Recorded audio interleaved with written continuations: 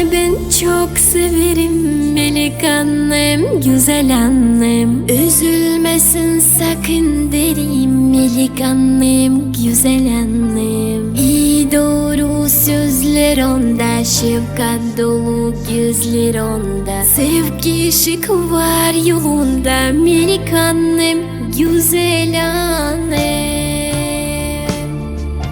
Annelerin en güzeli sensin benim güzel annem. Ilık esen bahar yeli sensin benim güzel annem. Annelerin en güzeli sensin benim güzel annem.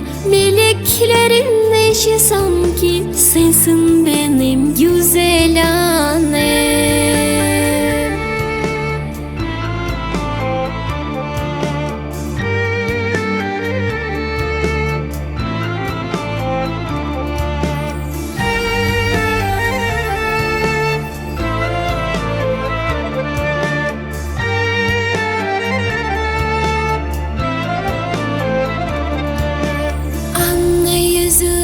Asıl yüz, anne gözüne derin göz. Anne özü pırlanta öz, melek annem, güzel annem. O gülerse ağlayanım, o ağlarsa ağlayanım. Ona gönül bağlayanım, melek annem, güzel annem.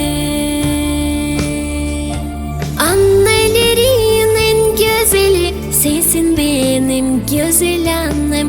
Ilık esen bahar yeli sensin benim güzel annem. Annelerin en güzeli sensin benim güzel annem. Meleklerin eşi sanki sensin benim güzel annem.